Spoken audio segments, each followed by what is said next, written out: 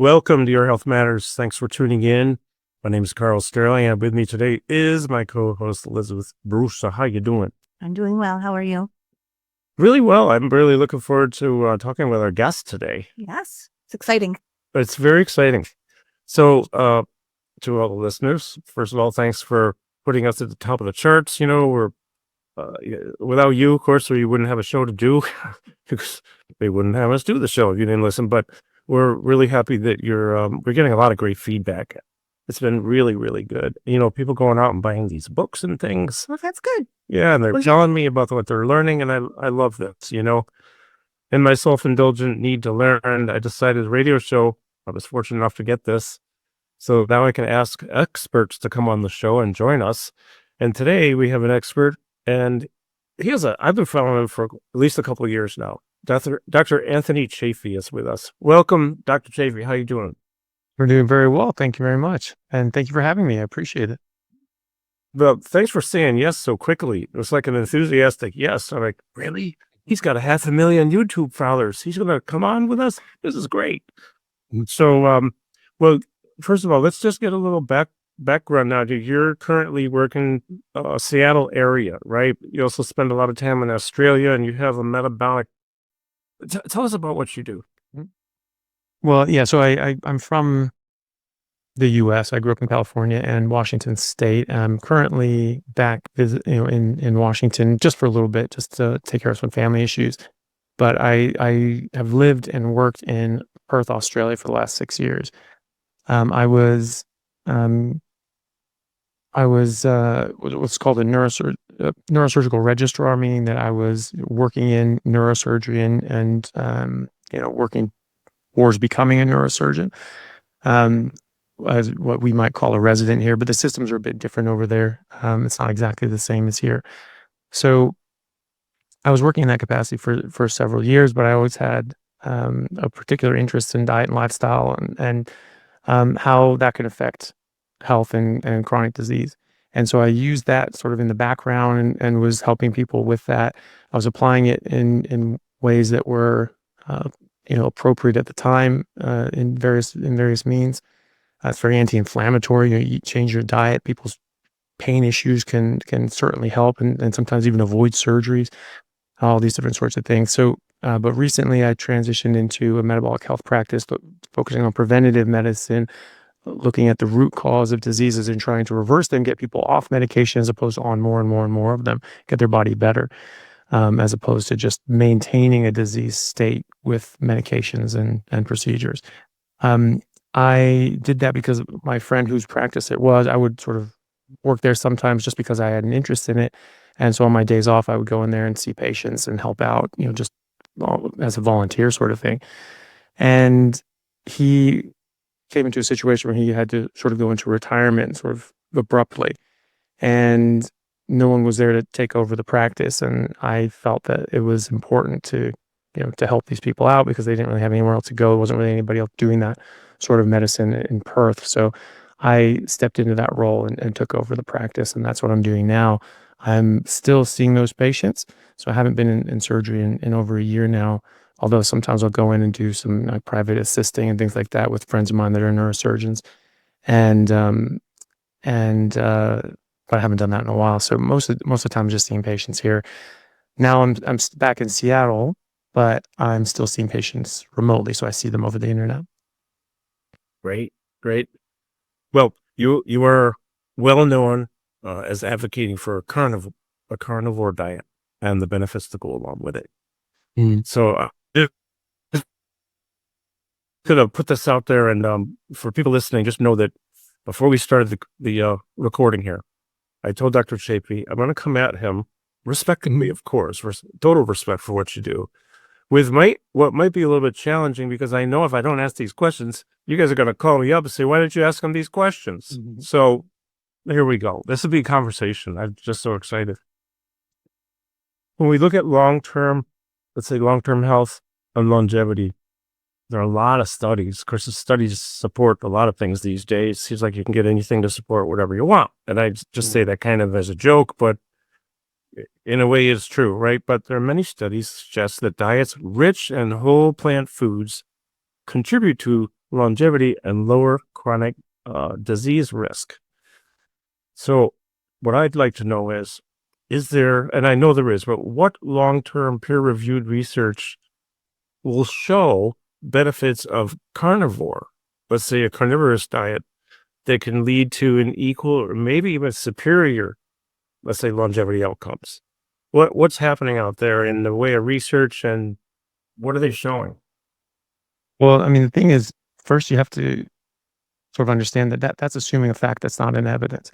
There are claims out there saying that plant-based diets improve health and longevity, but what is that based on? What sort of robust evidence do they have? A lot of it is epidemiological. Some of it's survey data, which is pretty poor. You can do it well, but it's inherently flawed because you're asking people to remember what they ate in the last year or two. That's never going to be accurate. And they're saying, well, look at these people that have more whole fruits and vegetables in their diet. They seem to have lower chronic disease and all this other sort of stuff. There's something called a healthy user bias, where people that are eating more fruits and vegetables because they're told that's healthy or doing other things that are healthy as well, they're less likely to smoke, less likely to drink, more likely to exercise, prioritize sleep, things like that. So they're doing a lot of other things besides just a randomized, controlled, single variable adjusted trial where you're just saying, okay, everyone's doing the exact same thing. We're just going to add in salad, right? That's a very different thing. You can't show a cause and effect relationship otherwise. So people make these claims, but they're quite flawed. And in fact, there are a lot of confounding factors in these sorts of things. You say, well, eating more meat, this is associated with more chronic disease. Okay, what meat are people eating?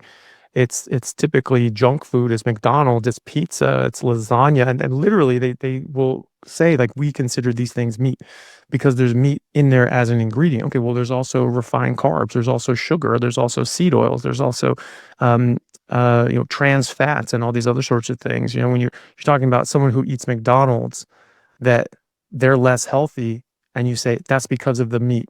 That's because of the 3-ounce patty of meat that's in there, not the 3 buns on a Big Mac, not the nightshades of deep fried in trans fats and seed oils, potato chips and big sugary drink. We're saying no, the meat is causing that.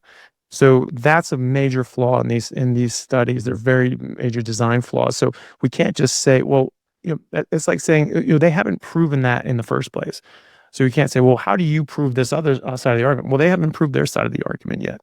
So we don't actually need to have a counter argument. That's first of all. But second of all, there are studies showing this. That there's a study out of University of Adelaide a couple of years ago. They looked at 175 different nations, and they corrected for healthy user bias, for socioeconomic status, for all these different sorts of factors. Whenever you're doing population studies, it's very difficult to get rid of the confounding factors. So you do the best that you can, which is why, like you said, you can get a study that says anything. But they found that in all 175 countries, universally, that higher meat consumption was associated with better health and longer life. And so it actually goes counter to that. And then you have the blue zone studies that everybody says, oh, these show that more plant-based equals longer life. Well, first of all, I've spoken to Dan Buettner directly. He said, like, I've never said that the blue zones are all plant-based. They are not.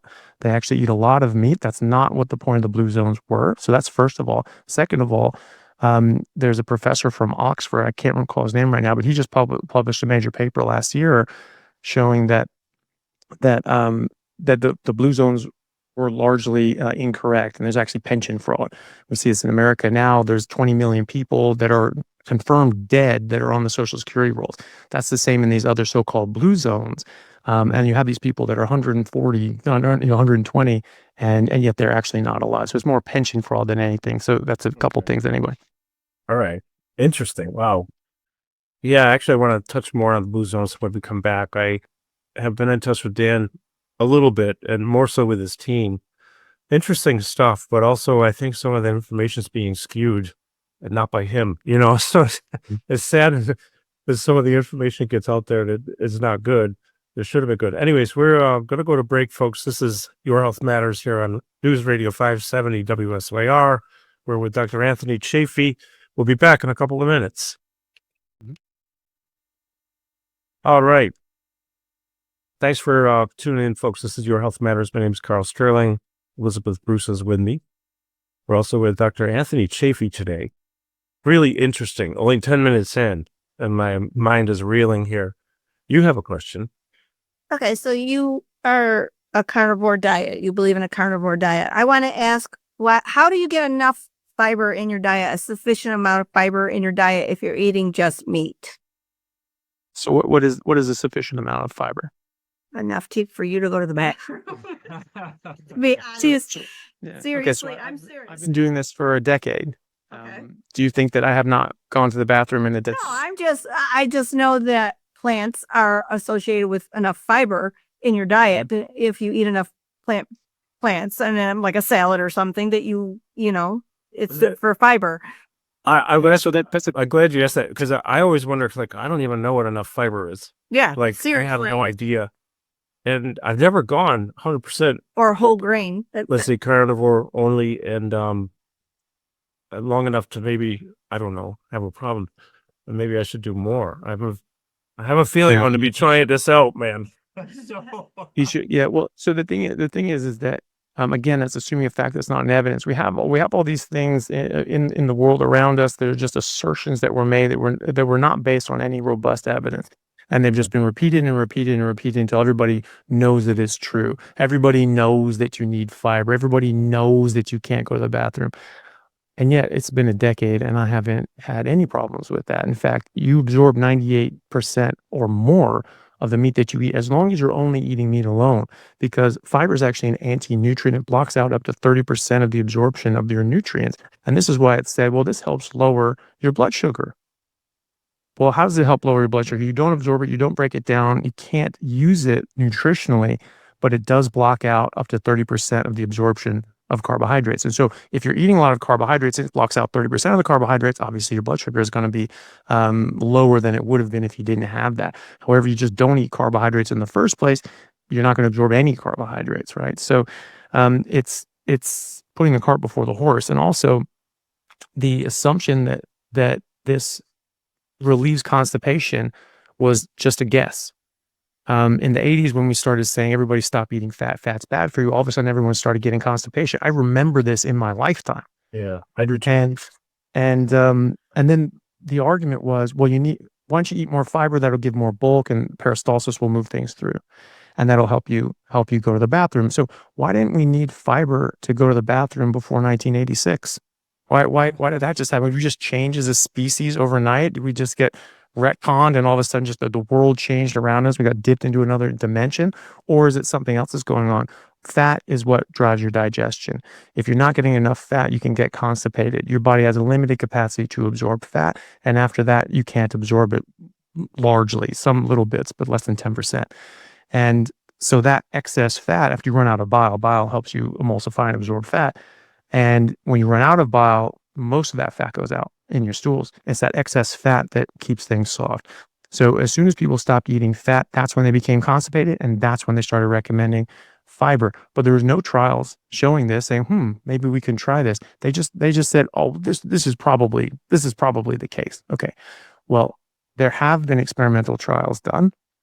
The only experimental trials, interventional trials, putting people in 4 different groups and changing the amount of fiber that they ate, increasing the fiber, staying the same, reducing the fiber, and eliminating fiber, showed exactly the opposite. They found that people that stayed the same. People that increased their fiber, actually their constipation got worse and their symptoms got worse. Reduced fiber, it improved. Eliminated fiber, this is the key one. The group that eliminated fiber, 100% of them alleviated 100% of their symptoms of constipation and IBS. So this is just, again, assuming a fact that's not in evidence. Why do we need fiber? We don't. It's not a nutrient. We don't break it down. We don't get any nutrition from it. So it cannot be an essential nutrient because it's not even a nutrient in the first place. Does it serve some sort of role? The next argument down that track on fiber is, well, it feeds the microbiome. It's not food for you. It's food for your microbiome. That's, again, assuming a fact that's not in evidence. We don't actually have hard, robust evidence to say that you have to have fiber to improve your microbiome. If you're eating a processed food garbage diet that does not have fiber, because fiber doesn't freeze well, so these processed foods that have to get frozen and shipped all over the world can't really have fiber in them. And so it's this low fiber diet. Okay. So they're saying, well, people that have higher fiber diets, they're healthier. No, people that eat a whole food diet and don't eat junk food are healthier, right? Okay. It's not necessarily the fiber. And so, you have like the Maasai, you have the Inuit, you have the Nanette, you have the Native Americans, the Australian Aboriginals that, some of those people right now are still living a carnivorous diet where they don't eat any fiber. And yet there's some of the healthiest people in the world, and Wow. excluding infant mortality rate when people, because infant mortality rate brings the average down. So the average life expectancy from birth, can be, 60, 70 or something like that in these populations. But when you look at how old people are when they die of old age in these populations, they live as long or longer than we do, and they get none of the chronic diseases that we get. And they have no fiber in their diet. So the microbiome issue, we look at, people that are doing carnivore now, cutting out all fiber, and their microbiome improves. And you have the Inuit, we've studied their microbiome, and they have excellent, robust, and diverse microbiomes. So again, it's looking at that healthy user bias. You have people that are eating a processed food garbage diet with no fiber, and they have a bad microbiome. And that is associated. We don't know if it's cause and effect, but it's associated with issues, health issues, right? Yeah. And then you go into a more whole food diet. You cut out the junk food, you add fibrous plants, whole foods, and you do other healthy things. And all of a sudden the health gets better. And then you have this microbiome that's associated with better health. Okay. Is that because of the fiber? Or is it because they cut out all this junk food and nonsense? We don't know that. Well, we have people that are doing a zero fiber, healthy, whole food carnivore diet, and they have exemplary microbiome. So again, we have these assumptions that are not borne out by the data or have no data to support them. They have, people make these assertions without any evidence either asked for or provided. Question. I'm getting like overload here. This is really great. I love it when this, she knows me really well. I love it when this happens, because what's happened is there's stuff you're saying to me that I didn't know I could know, even though I've been following you. The way you're articulating today, maybe because we're interacting and I'm just picking up differently. However, let me ask you this question. Medical school.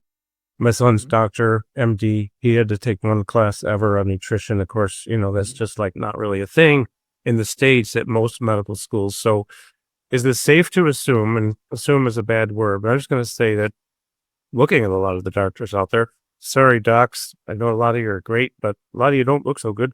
And, I didn't used to look good either. So I can say this. I used to be obese. That's why I feel I can get away with saying stuff, because I'm not obese anymore and I'm feeling great. But I'm not special. I just wanted to live longer. So finally, I'll get around to my thought here. Is it safe to assume that maybe the medical community is even saying, well, this is what we know? And is it really what they know? Or are they just saying stuff that they've heard over and over and over again? That's it. Yeah. Right. Thank you. Yeah, no, 100%. So, I mean, I noticed this phenomenon when I was in medical school. Your preconceived notions going into medical school, now that you're a medical student or now you become a doctor, it's solidified, and now you're the authority. So, oh well, this, and I'm the doctor, I'm the authority. But we were never taught that in medical school. I think it's probably the saving grace in medical school that we don't get taught nutrition, because we taught the wrong thing. Probably the most nutrition that we got taught was the Framingham study, vilifying cholesterol, and we know now that the Framingham study was misrepresented. It actually showed that higher cholesterol, that lower cholesterol was associated with higher cardiovascular disease mortality rate. But no one is taught any of this stuff. It's just that, and then these people are overweight. I have doctors that are overweight and unhealthy, and they say, well, the reason that people are so sick and overweight is because they just don't listen to our advice. It's like, you're just listening to your advice, and how's that treating you? The problem is they did listen to the advice, but the advice was wrong. It was bad. Wow. Yeah. That's really interesting. Yeah, it is very interesting. Really interesting. It's teaching me how to reframe some questions too. Like immediately, I'm just thinking of how I want to ask more questions. With that said, we need to go to break, folks. Today we're with Dr. Anthony Chaffee. I knew this would be really good, but it's already like thousandfold better. I mean, it's just amazing to have you here. Thank you, Doc. No problem. Thank you. Elizabeth Brusa is with me. We'll be back after this short break. This is News Radio 570 WSYR, also on 106.9 FM. My name is Karl. See you in a couple of minutes. All right, we're back.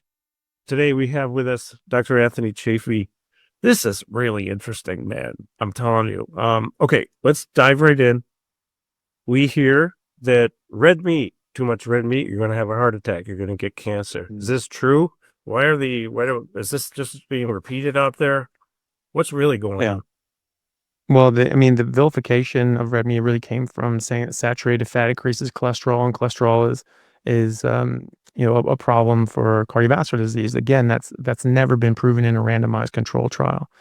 In fact, there's some associative studies that showed a link, but they had a lot of confounding factors and fraud. So Ansel Keys did something called the Seven Nations study, but it was later found out that he had complete data for 22 countries that showed no correlation between cholesterol and heart disease. But in just his 7, he cherry-picked these 7 that had this sort of parabolic increase in cardiovascular disease as you increase cholesterol exposure and cholesterol levels. And his takeaway from that was, well, maybe cholesterol causes heart disease, maybe it doesn't, but it's not going to hurt you to just cut it out. And so why not just replace that with sugar? It's just an empty calorie. You need those calories, just replace it with sugar. Well, we found out decades later that he was on the payroll for the sugar companies. And as refined sugar and these processed foods started becoming increased prevalence, that's when heart disease started to take off. And there were a lot of studies and researchers advocating that it was actually an increase in sugar that was causing the problem. So we now know, because it was published in the Journal of the American Medical Association in 2016, that the sugar companies, because they published the sugar companies' own internal memos, that they were paying off doctors and researchers from Harvard and elsewhere to falsify data and publish fraudulent research to make it look like cholesterol caused heart disease when it was more likely to be sugar, or at least to try to protect sugar, and then to exonerate sugar and say that it was safe. And one of those professors was named head of the USDA. He was the one who authored and published the 1977 USDA declaration saying that cholesterol caused heart disease. And that's why red meat became vilified, because it came with cholesterol. So there's like, okay, high cholesterol red meat, that's going to cause a problem because of cholesterol. But again, this was never proven in Ansel Keys' own Seven Nations study. Even if you just take those cherry-picked 7 nations, this is how you know he was doing this intentionally, because you look at something called the R value, which is the relative risk association with cholesterol and heart disease, and they found that it was like 0.84 or something like that. And then his conclusion was, okay, eat sugar instead of fat. But if you look at the R value for sugar in his own study, it was exactly the same as cholesterol. So how can he say that cholesterol is this big problem, you should eat sugar instead, when they had the exact same risk profile? He actually did a randomized controlled trial with about 10,000 patients or people that were institutionalized, so you could control every single meal. So these are mental health issues and in sort of jail facilities. And they did it for 5 years. And they looked at these people, and it was randomized, controlled, and double blinded. So no one knew what they were getting. So they replaced animal fats with so-called heart healthy vegetable oils, polyunsaturated fats, and margarines. And they found that, yes, indeed, this did lower cholesterol, LDL cholesterol and total cholesterol. But the people in that group that got away from animal fat and lowered their cholesterol died more often of heart attacks and strokes. And so they buried the study. It was uncovered 40 years later by Dr. Ramsden at the NIH, who sort of found whispers that this thing had been done, and contacted the children of the researcher, one of the researchers on it, and they found the old data in their dad's basement. And there was a science journalist named Gary Taubes who interviewed one of the researchers who was still alive. This is a long time. And asked him, say, okay, well, what happened? Was the study bad? Was there a flaw? Why didn't you guys publish? And the guy, in a moment of honesty, probably at the end of his life and after his career, he just didn't care. Said, no, there's nothing wrong with the study. It was a good study. It's just, we were just really disappointed with the results, so we didn't publish it. So that was from 1968 to 1973, right? So that was before the USDA declaration, right? So there have been at least 5 large-scale randomized controlled trials showing the opposite of the cholesterol heart hypothesis. So that's why they vilified meat, was because of cholesterol. And we know that's wrong. And we know that the Journal of American College of Cardiology published in 2020, massive systematic review, an umbrella review looking at meta-analyses and randomized controlled trials, meta-analyses of randomized controlled trials, multiple of them, and looking at saturated fat and cardiovascular disease. And they found absolutely no correlation whatsoever, no relationship at all between increased saturated fat consumption and cardiovascular disease. But in fact, they found a protective mechanism, and they found that the less saturated fat you ate, the more likely you were to have a stroke. And the more saturated fat you ate, the less likely you were to have a stroke. So this completely upends this whole argument. Now, if you're just looking at meat alone, this is open and shut, because the very first case of heart attack, death by heart attack proven on autopsy in America was in 1912. It was one case, one single case. And it wasn't for another decade that it started becoming more prevalent. And people didn't even actually believe that this was happening. There's a heart attack. It said it ripped open. That's what happens when you have a myocardial infarction. It damages, obviously blocks the blood supply, kills that muscle, and that muscle can actually degrade and rip open. As you can have this, looks like your heart exploded out. And so that's why we called it a heart attack. People said, look, we've done thousands of autopsies. We've never seen this before. That's ridiculous. It wasn't for about 10 years they started seeing more and more of these, like, oh, okay. In the 1920s, so 1912 to the 1920s, it became the number one, going from one case to the number one killer in America. And when you look at the meat consumption in America, we have records going back to the late 1700s on this, of meat consumption per capita. In 1912 and 1920s and 30s, we're eating the least amount of meat in a 200-year period. The entire century of the 1800s, we're eating far more meat. In 1912, we were eating more meat than we were in 1920s and 1930s when this became the number one killer and started taking off. So meat consumption is going down, heart disease is going up. After that, meat consumption starts to go up, and then heart disease goes up as well. So, look at this. There's this correlation. Okay, look back a bit, and you see no correlation, right? And so there's absolutely no association whatsoever. So we have much more meat consumption in the 1800s. We had no cases at all whatsoever of people dying of heart attacks. It may have happened, but they didn't see any of it. And people say, well, that's because people were dying in their 30s. Well, people in their 20s are having heart attacks right now. Okay, so that's not going to save anybody. And people in younger and younger decades of life are getting more and more cardiovascular disease and illnesses and strokes and things like that. And in vegetarian India, I have a friend of mine who's doing a large scale, thousands of patient studies in the ER departments there, and they're looking at people that are vegetarians, classic Indian diet, and they're having heart attacks and strokes in their 20s or in their teens.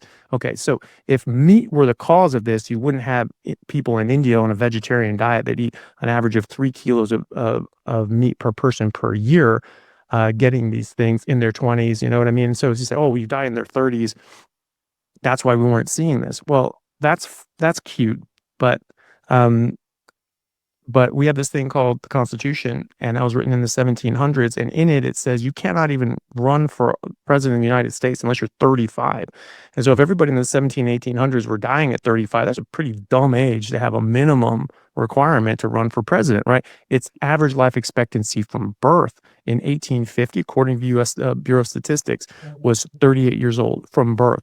But they were smarter than the people using those statistics now, because they took the average life expectancy from every decade of life. So 0, 10, 20, 30, 40, 50, 60, 70, 80. So if people were dying in their 30s, why are we keeping statistics on how long people lived if they make it to 80?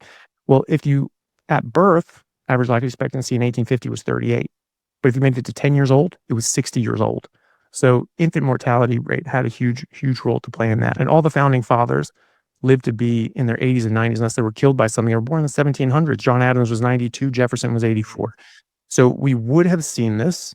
We had Gray's Anatomy and all these different textbooks looking at these very clear diagrams. We had some instances of atherosclerosis showing up. I saw that it was abnormal.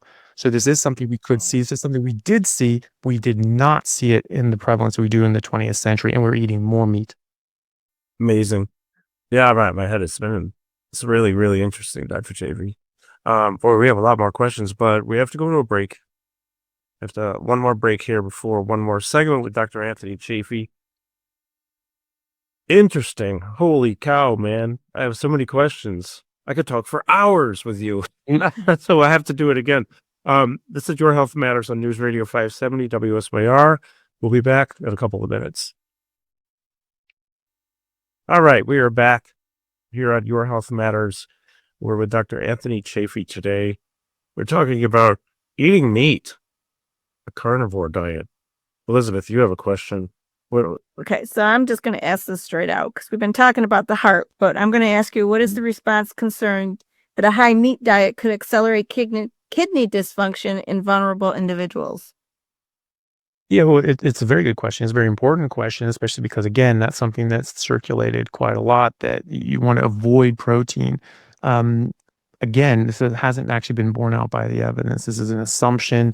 When you break down amino acids to use as energy, you have to take off a nitrogen amino group. So that gets turned into urea ultimately, and then that gets eliminated. So your urea goes up and your creatinine goes up. Say, oh, okay, well, this is your kidney slowing down. So if you need to eliminate more urea, then the argument is, well, maybe that's hard on your kidney, and that can damage it. So it's a theoretical. A lot of these things in medicine are theoreticals, and this is why the old saying is like a Harvard address in like the 1930s or something that said half of what you've learned here at Harvard Medical School will turn out to be wrong, but no one's going to tell you which half because no one knows.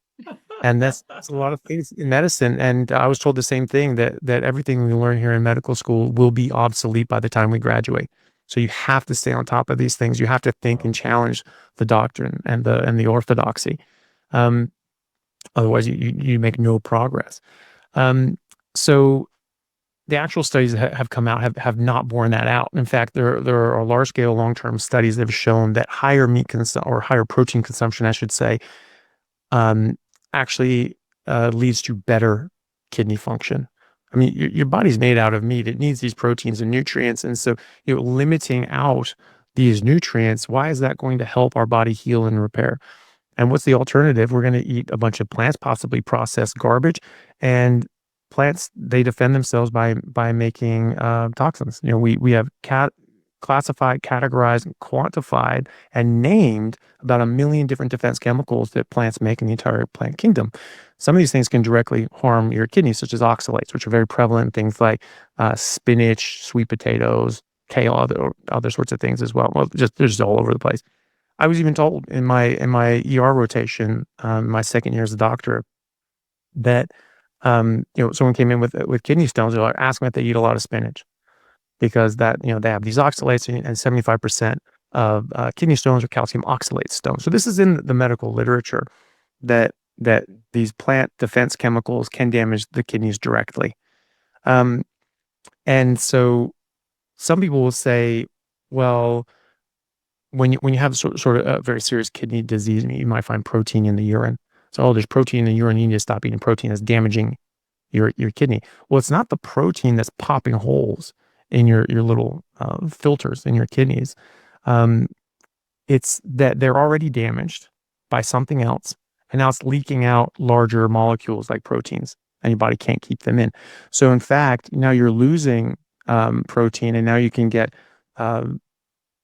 quite seriously damaged by this. You can get changes in your osmolarity in your blood, and you can start pushing out fluids into your tissues. You get edematous. You get very sick. So actually, the thing is to do is eat more protein, because you're losing protein, right? So you need to actually replace it. So if your car is leaking oil, better stop putting oil in it then, because you don't want to. You put oil in it, you're just going to lose oil, and want to stop that. And all of a sudden, you don't have any oil left, and it's not leaking oil. Job done. Look at me, I'm so clever. Right? That's what you're doing to your body, and that's what you're doing your kidneys with this protein. So higher protein diets actually improve kidney function. You're just giving your body the nutrients that it needs, and if you eliminate out these plants and these plant toxins, then that can improve kidney function as well. The number one cause of kidney dysfunction and kidney damage and chronic kidney disease is diabetes. That's elevated blood sugar. Elevated sugar levels, or even if you get spikes and when they come down, that directly damages your vasculature. It's called glycation. Those glucose molecules and other carbohydrate molecules physically fuse other molecules permanently damage them. It's called glycation. You get advanced glycation end products. As you get a buildup of damage in your vasculature, in these tiny little capillaries and arteries, like in the kidneys, and you start getting organ dysfunction. You start, and you start getting kidney disease. Your kidneys start failing. You get diabetic retinopathy. You go blind. You get cardiovascular disease. It's 1,000% increased risk association with diabetes and cardiovascular disease. You Alzheimer's is now being called type 3 diabetes. Early menopause can be caused by this as well, because insulin blocks estrogen production in women in the ovaries. And so now you're getting PCOS, you're getting early menopause. and it's damaging the vasculature in your toes and in your feet. Your toes rot and fall off. You have to get your feet amputated, then your legs amputated, and then you just die out of desperation because you're like, what else is going to go wrong, right? That's all from just elevated blood sugar, right? And so when you get I have to jump in. I'm really, really sorry. I don't want to cut you off. I have to jump in because I need to make a comment and then another comment. I'm just thinking like out loud. First of all, for some of you listening, this may seem over the top, but I urge you to really, really consider what's being said here, because every single thing Dr. Chaffee is saying, he's laying it on the line. Period. This is how it is. There's no BS. There's no crap.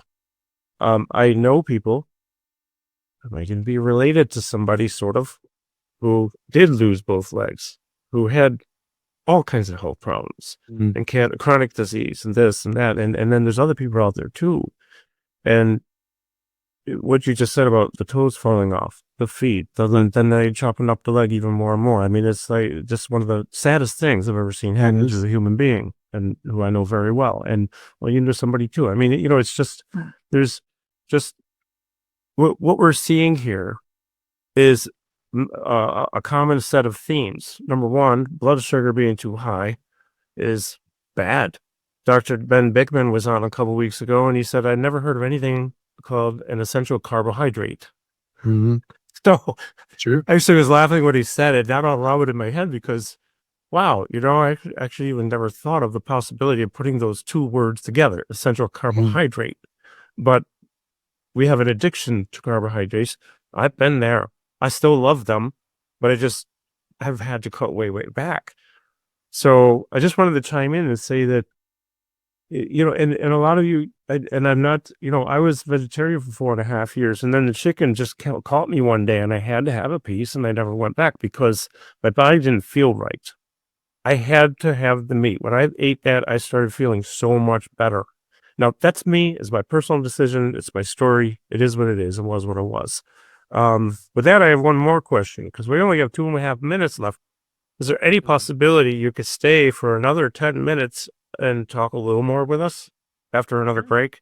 Oh, great, because we can go into what we call overtime, which would be at karlsterling.net. That's Karl with a K, karlsterling.net, or karlsterling.com, and then go to the radio page, the episodes, and do that. We're 8 minutes into a 10-minute segment, so let's just, as succinctly as possible, with less than 2 minutes to go, what would be your takeaway message right now for people listening before we go to overtime?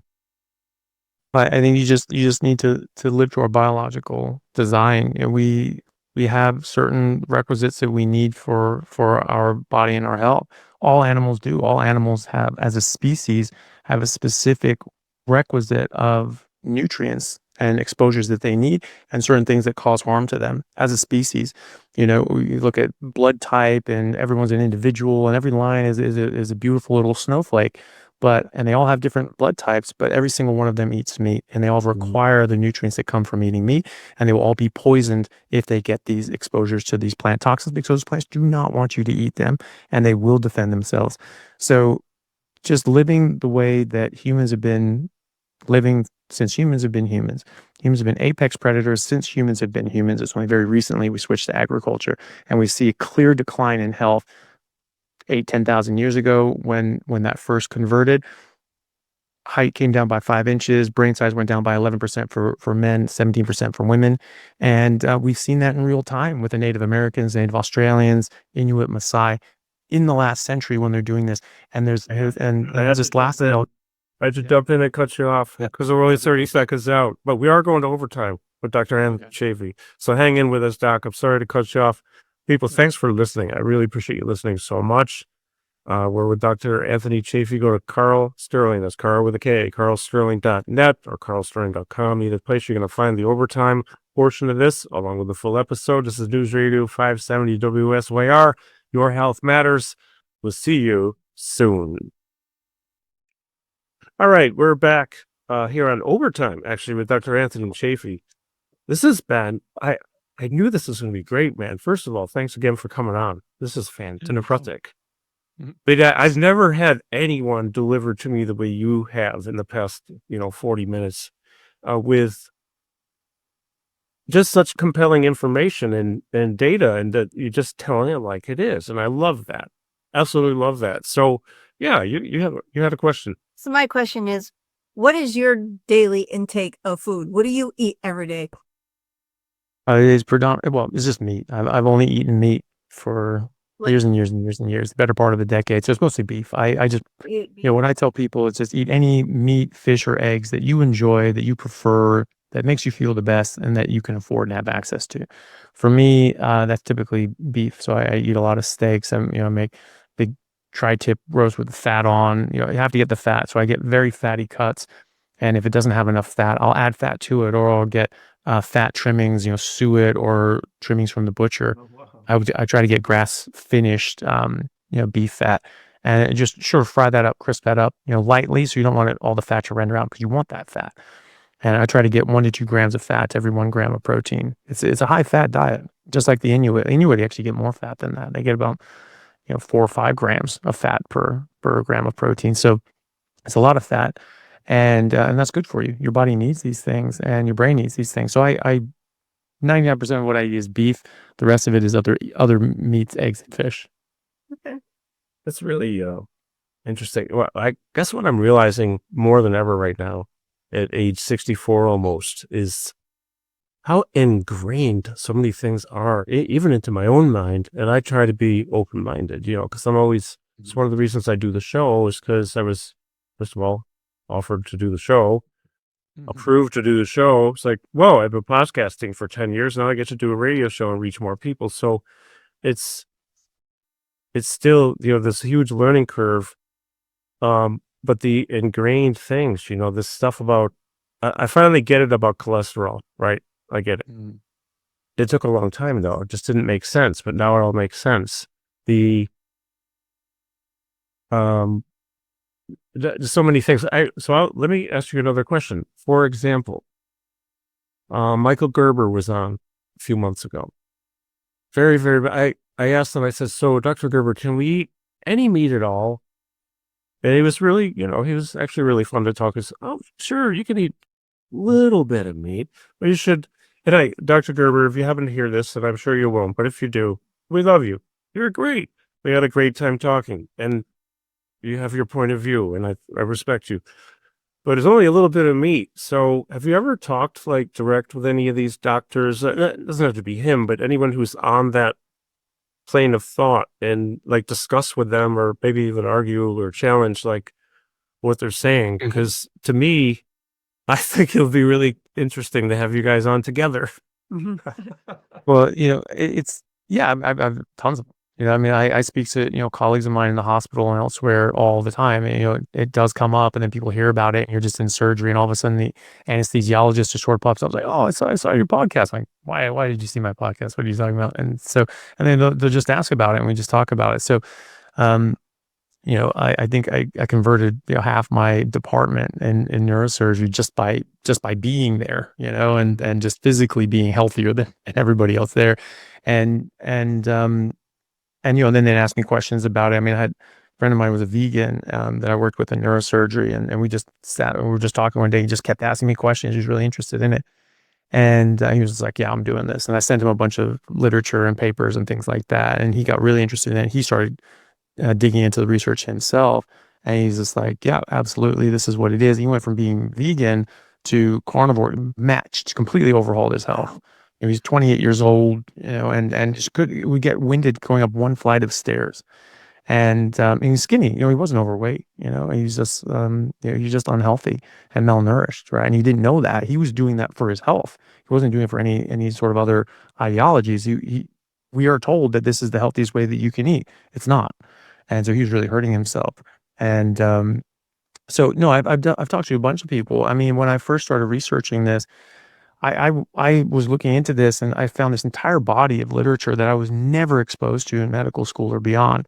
And I was thinking, oh, okay, what do we know? What can we prove? I just want to start looking into this. And I was taking some time off I just, from work, I just got back from doing humanitarian work in Bangladesh and working volunteering the refugee camps there with the Rohingya refugees, sort of escaping an actual genocide in Burma in 2017.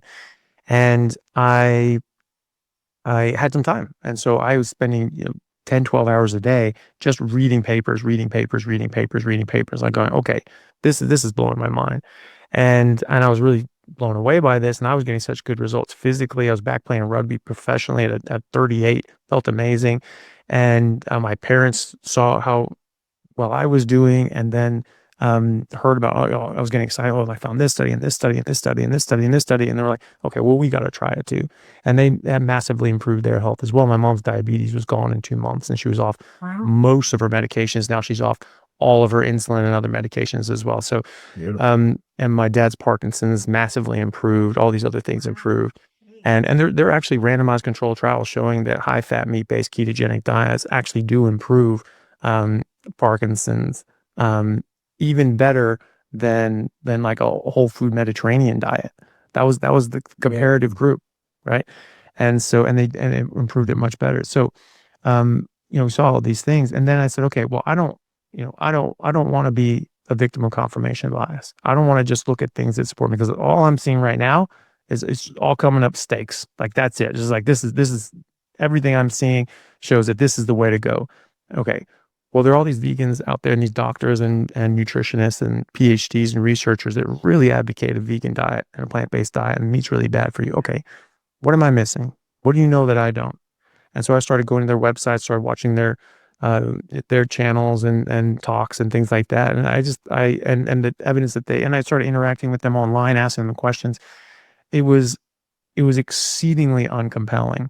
And a lot of these things were either based on cholesterol, that meat was bad because cholesterol and saturated fat. Well, we know that that's false, right? And that was sort of what they hung their hat on all these things. Saturated fat bad. Okay, well, it's not. I mean, that's a fact. And so a lot as I'm hearing it, because I just like it when the truth is spoken, but I love hearing that. Yeah. Yeah, well, I mean, a lot of these things, they were based on these false pretenses that we know are false now, or outright lies. People are saying, no, humans have been herbivores. Like, what? Who told you that? Like, no one has ever said. I mean, we were teaching that when I was in second grade. I got told that we were apex predators. That's what all the best evidence shows. And things do change, right? And obviously, we can relearn things, but right now, as it stands, the best evidence shows that humans have been apex predators for over 2 million years. And, we hunted many species out to extinction, and so, I mean, it's in Cambridge Dictionary definition of an apex predator, that humans are apex predators. Like, it's in there. People can look that up.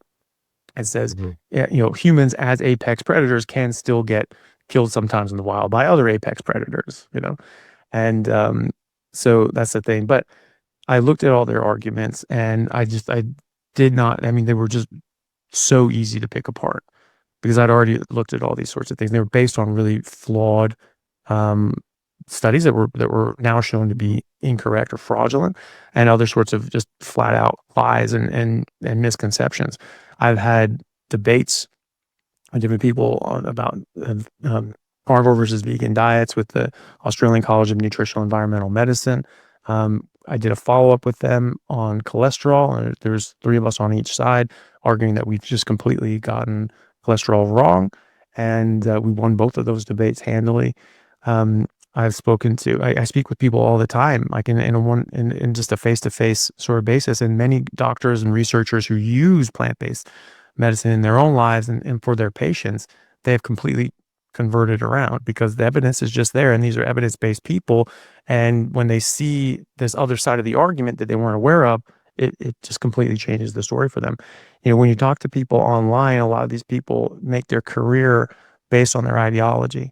And, especially when you go from plant-based to not, they get viciously attacked. And so there's a lot of these people that were vegan influencers and things like that get caught eating meat. And they're like, look, I was sick. I was dying. I had to eat meat. And then it's, how dare you? It's not about nutrition. It's not about health. It's about saving the planet or something like that. Right. Which it doesn't. It actually makes things a lot worse, and it kills more animals the least deaths per calorie by far come from grass-finished bison, followed closely by grass-fed beef. You have to, the University of New South Wales study in 2011 showed that to grow 1 kilo of plant-based protein, you have to kill 25 times the amount of sentient animals, not insects, sentient animals, than if you were eating meat, right? And that's not even talking about the bioavailability of that protein, the quality of that protein, and all the other anti-nutrients and poor quality nutrition that come along with it. Just that, if you're talking about bioavailability, you're gonna have to kill way more animals than that. And so, it just doesn't hold up. And so when you're talking to people in that context, these people have an agenda. And if you have somebody who has an agenda, they're not going to listen to you. They're not going to listen to reason. They're going to try to manipulate things and manipulate, facts and information and words in order to just push their agenda. So, though in those circumstances, really, I've tried having, polite, meaningful conversations with some of these people, and I learned the hard way that that's not how you deal with these people. If you're going to have a conversation with those people, if they're going to do that, you just have to go for the throat and absolutely eviscerate them and just show everybody else how rude. Yeah. I had an argument with a vegan, a religious aspect of it. Thou shalt not kill. I'm like that.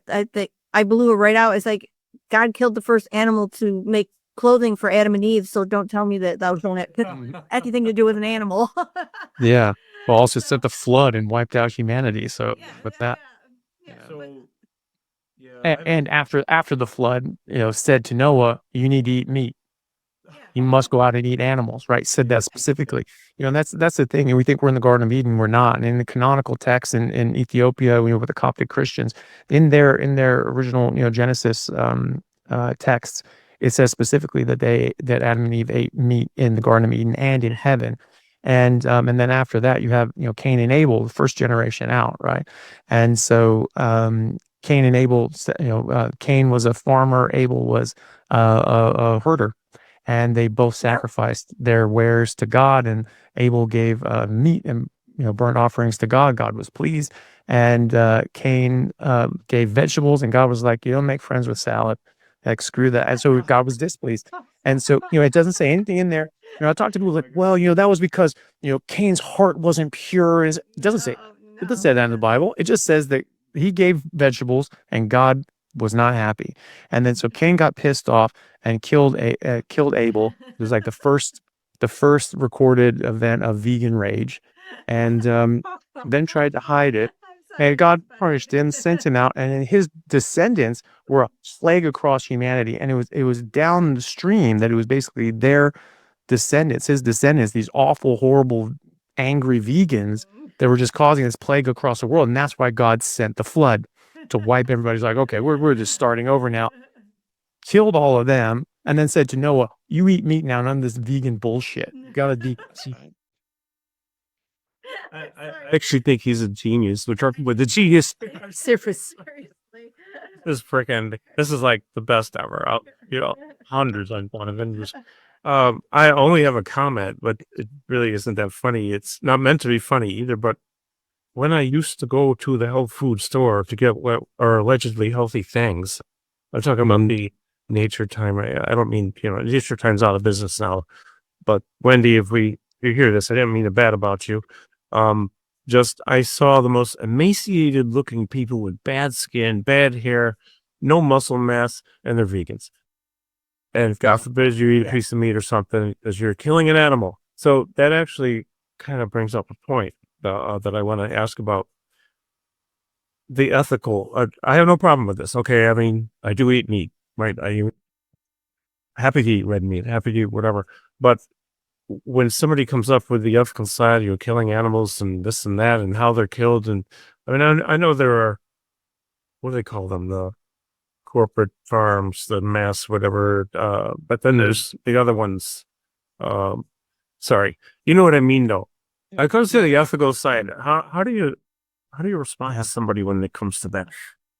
Again, you necessarily have to kill more animals to grow an equivalent amount of protein, and that's just protein. That's not all the other nutrients. There are essential nutrients that only come in meat that you cannot get from plants. They are essential to life. Well, you can just take supplements. We don't even know all the different essential nutrients, and so that's actually not the case that you can necessarily do that. They also come with toxins. And so, you're getting the bad with the good as well. And also anti-nutrients will block out the absorption of these things. Just fiber itself will block out 30% of vitamins, minerals, and everything else. And so, the thing is that, when you grow crops, you necessarily have to destroy an entire ecosystem. You have to kill every plant, every animal that existed there, and you destroy that habitat. And now animals can't live there anymore. So you have, Borneo, 55% of Borneo's rainforests have been bulldozed and destroyed, killing all the orangutans and snakes and birds and everything that were living there, to grow palm seed oil crops, right? And so, and now, and I've seen the other side. There's a vegan, trying to justify this, saying, well, yeah, that's not good. But then they just replace it with trees. So same. No, it's not same. You've destroyed an entire ecosystem, a diverse ecosystem with all different sorts of plants and animals. You've killed all of those animals. And then now the animals that come in and try to live there as a habitat, and maybe you'll eat that crop, they get killed, they get shot, they get poisoned, right? So you have to kill more animals. Again, the least deaths per calorie come from grass-fed bison of the things that we've, raised. Sure. Yeah. Realistically, things like whales and elephants, obviously you get one of those things and you're never having to go shopping again if you had whales worth of meat for the rest of your life. You know what I mean? And so, but, just in the things that we do eat and we consider, something we should eat, it's grass-fed bison, and then followed by grass-fed beef.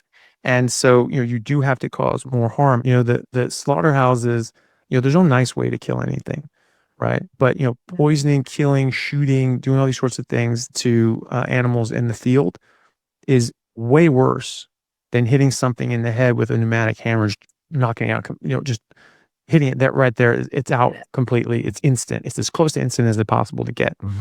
And these horror show videos that actually convert a lot of people into veganism, of these slaughterhouses and the abuses of these animals, they're not done in America. They're not done in Europe. Yeah, they're not done in Europe. They're not done in Australia. They're not done in New Zealand.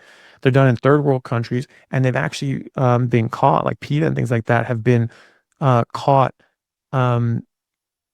purposefully antagonizing the animals and saying, make it as gruesome as possible. Treat these things. So these are not even the way that they would have normally treated these animals and slaughtered these animals. They did it on purpose for the purposes of this movie to push this out there. This is not how that's done anywhere else in certainly not in the Western world. And so that's false. And again, what's the alternative? Okay, so you're not eating meat, but what are you doing instead? You're eating plants, and plants kill more animals than eating meat does, and it destroys the environment.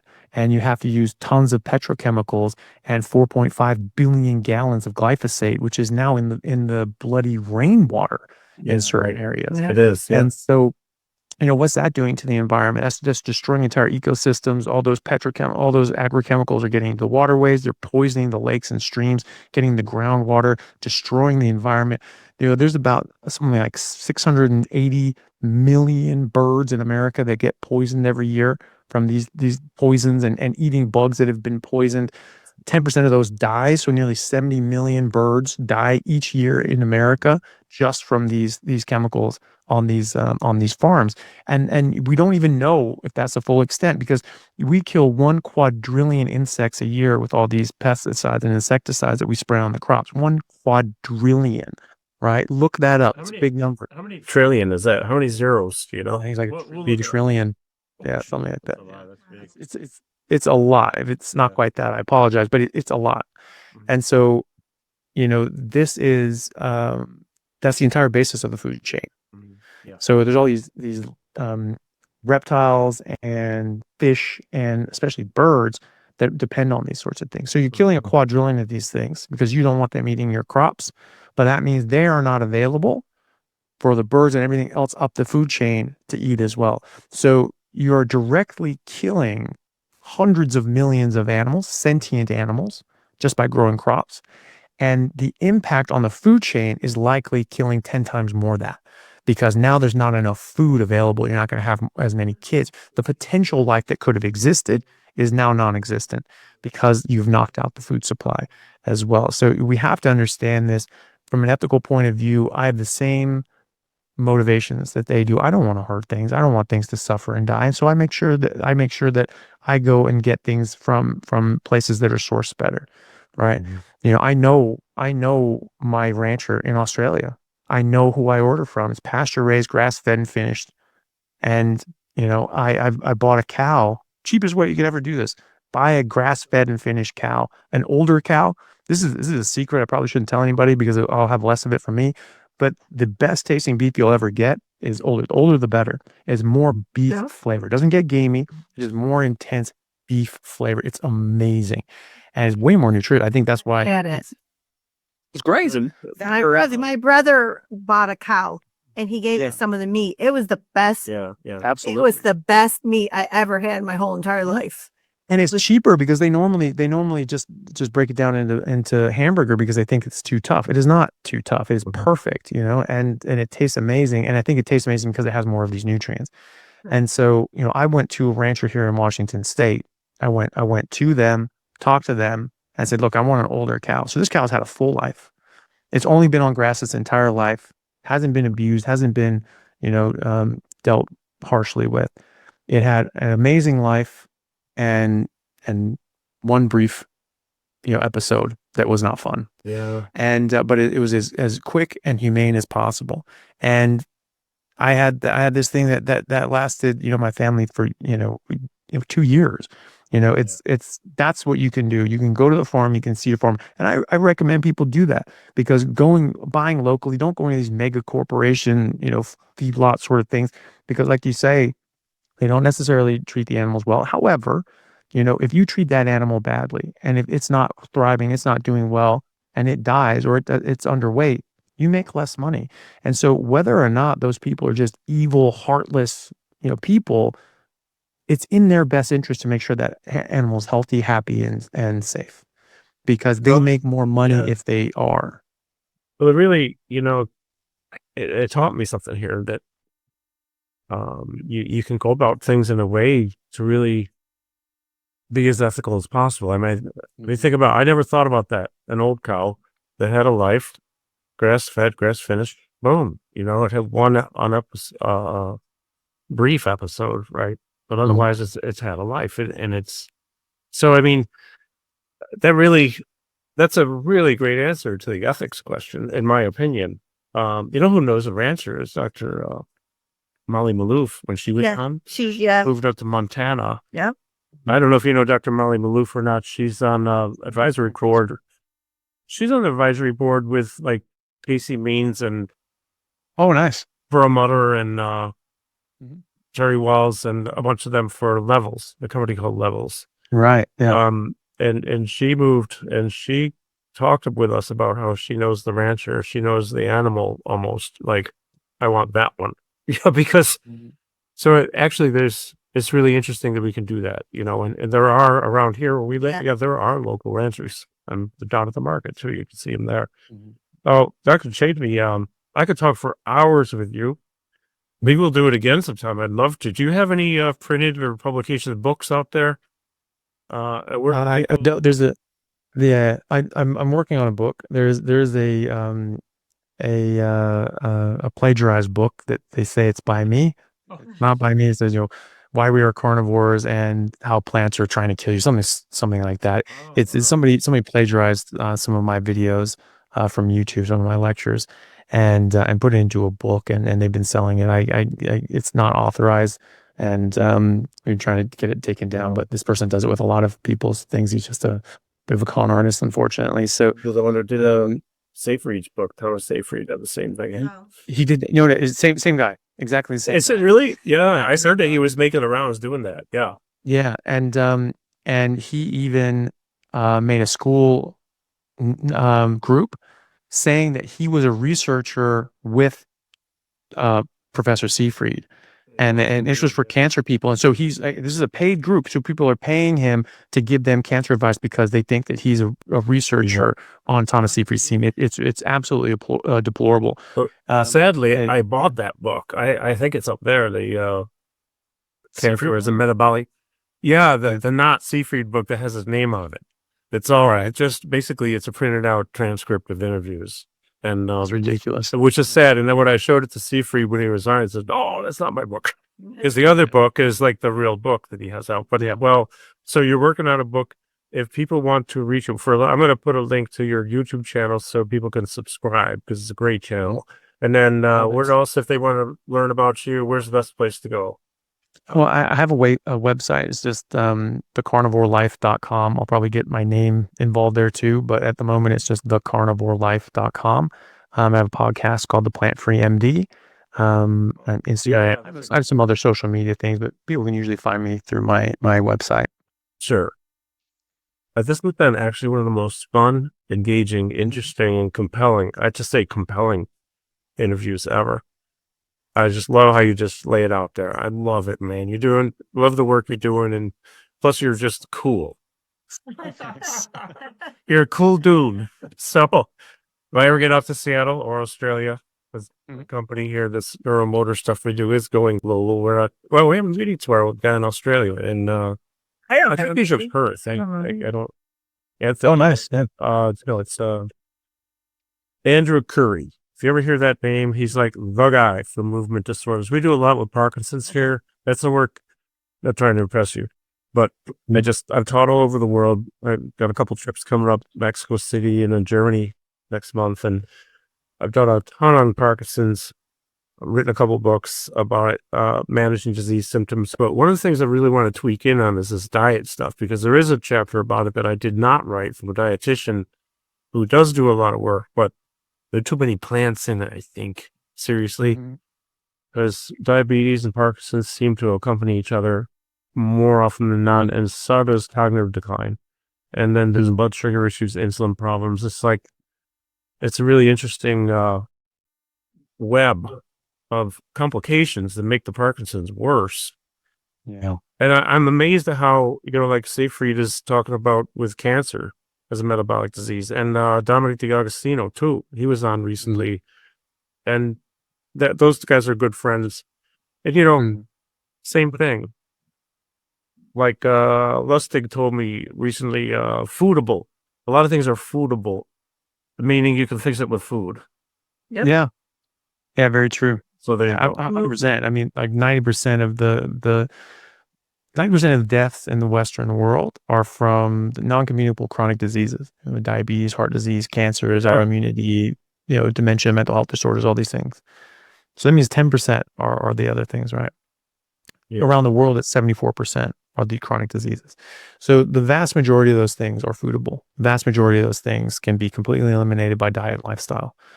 And so, changing your environment, again, getting back to living the way that we are biologically designed to live is going to improve things. Getting proper light, getting off screens, having good social connections, community, family, etc.